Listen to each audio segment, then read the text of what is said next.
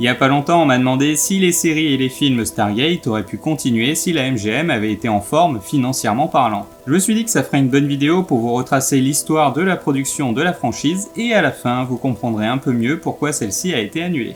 Pour rappel, il y a eu le film, et au lieu d'en faire une trilogie comme le voulait Roland Emmerich, la MGM préfère créer une suite sous forme de série. Elle conclut ainsi un accord de la création de la série télé Stargate SG-1 avec la chaîne de télé Showtime pour 5 saisons. La MGM avait eu le nez en se disant qu'un revival de la science-fiction allait arriver durant les années 2000 avec la perfection des effets spéciaux, et ils ont eu raison puisqu'on a eu Star Wars, Matrix, iRobot, Je suis une légende, Avatar, il y en a vraiment eu à la peine. Au cours de la 5e saison, Showtime décide de ne pas reconduire le contrat de la série Stargate SG-1 pour des saisons supplémentaires. Les audiences sont pas ouf, elle est financièrement viable certes, mais Showtime veut vraiment gagner plus d'argent. En plus, à cette époque, la chaîne de télé a comme réputation d'être pro-armes et militaire, ce qui d'un côté est bien vu que la série motive des gens à s'enrôler dans l'armée de l'air, mais d'un autre côté, on a notre personnage d'O'Neill qui a tendance à surfer sur la ligne rouge. En résumé, chez Showtime, ils sont pas chauds. Voilà, une blague bien pourrie, ça c'est fait. Il tourne ainsi le dernier épisode de la saison 5 sans même savoir s'il y aura une suite. C'est pourquoi nous avons ces 2 lignes de dialogue à la fin. Je suis content d'en avoir fini avec tout ça. Est-ce qu'on a vraiment fini ? Durant près d'un an, la MGM cherche une nouvelle chaîne de télé partenaire pour diffuser la série, et à côté elle commence à produire la série en DVD en 2001, durant la diffusion de la saison 5, et c'est un carton. Suite au succès de la vente de DVD de la saison 1 de Stargate SG-1, la MGM décide de vraiment trouver un diffuseur et de continuer la série pour des saisons supplémentaires. Ils trouvent Sci-Fi, acronyme science-fiction, donc ça s'appelait pas comme ça à l'époque, mais vu que c'est difficile à dire, je vais dire Sci-Fi, comme ça se dit maintenant. Et eux aussi, ils sont pas chauds du tout. Il faudra plusieurs semaines de négociations intensives pour aboutir à ce que la chaîne de télé ne produise pas des épisodes, mais les diffuse juste. Pour la MGM, c'est la seule façon de faire diffuser la série car Sci-Fi n'en voulait pas.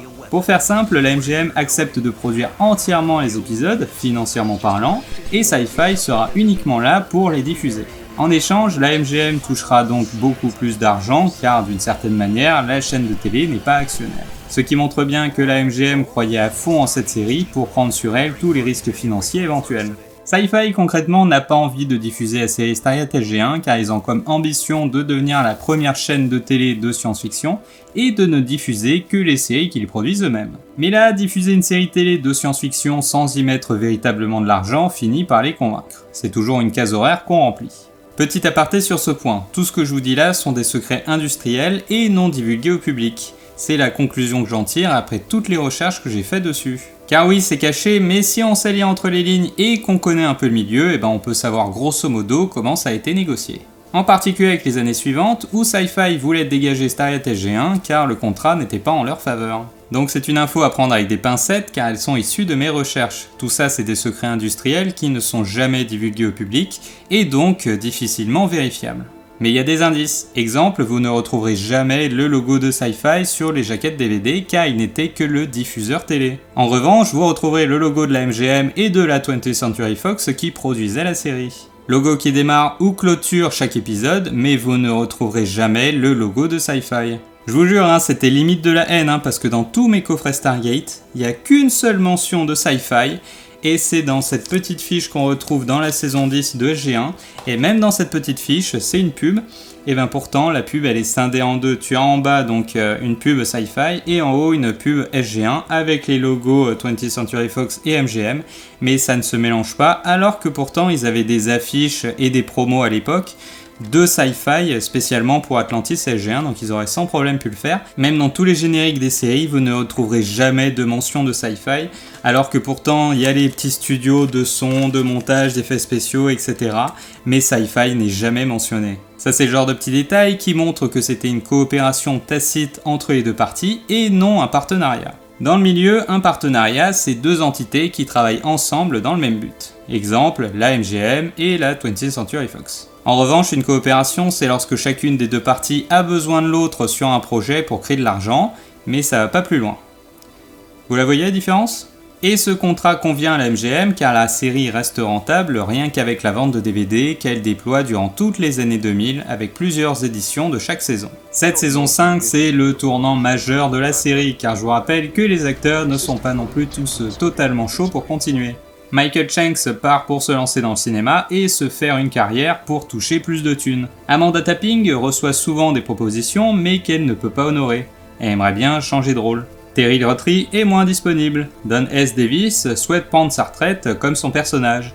Et Richard Dean Anderson veut être moins présent pour voir sa fille grandir. Il n'y a que Gary Jones qui reste vraiment très chaud pour continuer. Donc franchement, soyez contents car cette saison 6 et tout ce qui a suivi, c'était clairement pas gagné. Cette saison est un vrai tournant dans la série car en changeant de diffuseur, ils décident de renouveler la série en augmentant les budgets et en se détachant franchement du film. La destruction d'Abydos marque vraiment ce tournant-là en mode « fuck le film ». Les plus connaisseurs auront remarqué un changement d'ambiance dans cette saison 6, mais la destruction d'Abydos fait vraiment évoluer la série. La saison 7 se détachera encore plus des saisons précédentes. Et là, bizarrement, tu as la saison 6 qui fait de très bonnes audiences, alors ils se disent « Bon, on va renouveler la série pour une nouvelle saison et on va vraiment la conclure et on va faire un contrat 50-50 avec Sci-Fi sur une nouvelle série dérivée. » Bah oui, maintenant que la série fait de belles audiences, Sci-Fi veut renégocier pour toucher plus de thunes. La saison 7 est un vrai carton avec plein d'épisodes bien au-dessus des audiences habituelles, donc ils se disent « Vas-y, une saison supplémentaire pour vraiment tout conclure. » Sauf qu'à côté, tu as Sci-Fi qui est deg de pas pouvoir participer financièrement à la production car elle voit toutes les thunes que se récupère la MGM. C'est pour ça qu'Atlantis a été créé, c'était pour partir sur un nouveau contrat 50-50 et surtout pour que Sci-Fi puisse vendre cette nouvelle série comme une série originale qu'ils produisent. C'est sûrement aussi pour ça qu'Atlantis a été créé dans la précipitation puisque Sci-Fi et la MGM n'ont lancé la production de cette série qu'au cours de la saison 7 de SG1 alors que les bonnes audiences se confirmaient. Mais là, tu vas me dire pourquoi ils ont pas simplement renégocié les contrats. Bah, pourquoi faire ? En fait, quand t'as des partenariats financiers avec des chaînes, c'est surtout pour partager les risques financiers éventuels. Mais là, il n'y avait pas besoin. La MGM, elle touchait déjà des thunes de la part de la diffusion télé et de la part des ventes de DVD. Donc techniquement, il n'y avait pas besoin, c'était jackpot pour eux. Enfin, le jackpot entre guillemets, ça ce sera le thème d'une prochaine vidéo où je vous expliquerai pourquoi il n'y a pas de nouvelle série Stargate. Et quand je parle de contrat 50-50 entre Sci-Fi et la MGM, c'est pour généraliser, c'est pas vraiment le cas. Vu que Sci-Fi n'est jamais devenue productrice d'une des séries, je suppose qu'ils ont renégocié pour participer financièrement à SG1, Atlantis et Universe, en échange d'avoir les droits de diffusion exclusifs des séries sur leur chaîne. Et j'y reviendrai un peu plus loin, parce que sur ce point on voit vraiment la volonté de MGM de ne pas vouloir partager le gâteau. La saison 7 et 8 fonctionnent bien, Richard Dean Anderson apparaît maintenant rarement, et il prépare la série et l'audience à son départ car c'est lui qui a rassemblé beaucoup de monde, comme ça reste MacGyver. Entre la saison 6 et 8, on remarque vraiment une volonté de renouvellement de la série pour la rendre plus actuelle et mieux réalisée, et à côté il y a beaucoup de choses qui se bousculent avec l'arrivée du replay, des ventes physiques, et du piratage aussi. Pour la saison 9 et 10, là par contre, il renégocie les contrats pour que Sci-Fi puisse participer financièrement. C'est aussi à ce moment-là que les ventes physiques commencent à s'effriter à cause du piratage entre autres, donc la MGM avait vraiment le nez à l'époque. Là il me semble, à prendre avec des pincettes bien sûr, que pour la saison 9, 10 ainsi que pour les saisons d'Atlantis et d'Universe, Sci-Fi participe financièrement par épisode, en échange de la diffusion télé exclusive sur plusieurs années. Ce genre de contrat semble simple dit comme ça, mais vu que c'est négocié sur plusieurs années, que Sci-Fi peut éventuellement céder les droits à d'autres chaînes, et qu'en plus c'est différent selon les pays, comprenez maintenant pourquoi sur Amazon il n'y a toujours pas l'intégrale de la franchise qui est disponible dans Prime, parce que la VOD payante c'est encore des autres contrats, donc à mon avis c'est un beau bordel, et il doit y avoir encore pas mal de contrats avec des tiers diffuseurs télé qui sont en cours. J'avais lu sur un article il y a longtemps, donc c'est à vérifier, mais pour la série MacGyver, ils avaient négocié avec une chaîne de télé pour qu'ils aient l'exclusivité durant 25 ans. Donc ce genre de contrat, ça peut durer très longtemps. Mais les audiences se tarissent, le renouvellement du cast ne plaît pas. Perso, j'adore Vala et Mitchell, donc ça m'a pas choqué. On critique aussi un essoufflement des idées, un peu répétitif sur certains scénarios. Ouais, je suis un peu d'accord. C'est pas forcément les meilleurs épisodes de la série, mais je suis quand même content d'avoir eu ces 2 saisons supplémentaires. Côté Atlantis, c'est pas mal non plus. Petit à petit, elle a trouvé son audience, qui reste moindre que SG1, mais elle a tout de même le droit à 5 saisons. Puis il y a l'annulation successive de SG1 puis d'Atlantis. C'était des jours sombres, Universe n'est pas très bien accueilli, les fans ne regardent pas. Ceux qui ne connaissent pas la franchise ne regardent pas non plus, les producteurs montent au créneau et supplient les fans sur internet de regarder les épisodes sur leur télé et non en décalé car les chiffres de visionnage en replay ne sont pas pris en compte. De plus, les ventes de DVD ne sont plus si énormes, hein. On a souvent dit que pour la MGM, Stargate représentait la deuxième vente de DVD derrière James Bond, ce qui est vrai. Mais on oublie aussi de dire que la MGM est un très vieux studio et que la plupart des autres DVD qu'ils vendaient, c'était des vieux films des années 50. Et là, avec la franchise de Stargate, on a eu des panacées de coffrets dans tous les sens, vendus à prix d'or, parce que je trouvais ça déjà abusé à l'époque les prix. Donc c'est pas étonnant qu'ils étaient deuxièmes en termes de vente de DVD derrière James Bond, c'est même étonnant qu'ils étaient pas premiers vu le nombre de coffrets disponibles. Finalement, Sci-Fi ne reconduit pas le contrat pour une saison 3. Comme pour Stargate SG-1, la série reste rentable mais ne rapporte pas suffisamment d'argent. C'est triste quand même, car ils auraient pu produire une saison 3 de Stargate Universe sans perdre d'argent. Mais bon, voilà, tout ça pour l'appât du gain. Et comme d'hab, quand il n'y a plus personne, tout le monde part, et c'est pour ça que c'était une collaboration et pas un partenariat avec Sci-Fi, parce que Sci-Fi, ils se sont barrés directement, dès qu'il y avait les audiences qui étaient moindres, ils ont dit ciao. Et c'est aussi une volonté de Sci-Fi qui veut renouveler ses séries et passer à l'après Stargate pour sa chaîne de télé. Mais la MGM donne de l'espoir en disant que ce n'est pas fini, que la série reviendra en direct tout DVD, et heureusement qu'on a eu The Ark of Truth pour conclure, conclusion qui aurait dû s'étaler sur 3 heures minimum à mon goût. Et c'était vraiment utile de rajouter les réplicateurs ? Franchement, vous concluez une série qui a 10 ans, enfin, vous concluez surtout 2 saisons avec tout un tas de trucs, c'était vraiment utile de rajouter de la matière avec les réplicateurs ? Et il y a aussi Continuum qui est pas mal, mais à mon avis, c'est un film qui reste anecdotique, j'aurais préféré avoir une véritable conclusion pour Atlantis. Et à côté, tu as MGM qui est en faillite, alors ils se disent, bon, ce sera réglé dans les 2-3 ans, le temps que ce soit racheté, que les contrats soient faits, etc. Mais malheureusement, rien ne se fera. Petite info au passage, c'est que suite à l'annulation d'Atlantis, tu as l'acteur Joe Flanagan qui a réuni des investisseurs pour racheter les droits d'Atlantis et pour lui donner une saison 6, ou au moins lui donner une conclusion sous forme de film. Mais malheureusement, ils n'ont pas réussi à réunir assez d'argent. Les ventes de DVD chutent partout avec le piratage et la MGM n'est plus en mesure de produire des suites. Quand le problème de rachat sera enfin réglé, le temps aura passé. Même les 2 films SG1 vendus à 10 millions d'exemplaires, et donc tout juste rentables, ne motiveront pas les nouveaux acquéreurs de MGM qui veulent rembourser les dettes rapidement, et non produire quelque chose de tout juste rentable.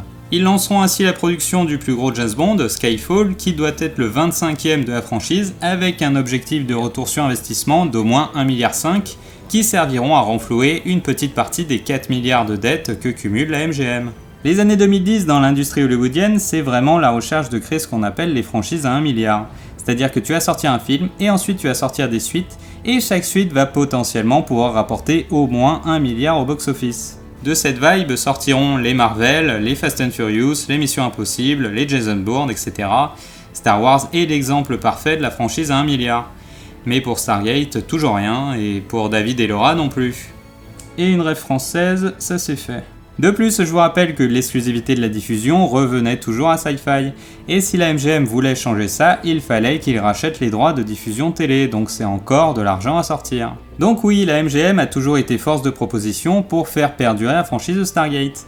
Mais sans la MGM, il n'y avait plus personne pour pousser et pour créer des projets. Elle a cru en la série quand personne n'y croyait et a pu en tirer certains bénéfices. Elle a continué à croire en elle, même lorsque c'était tout juste rentable.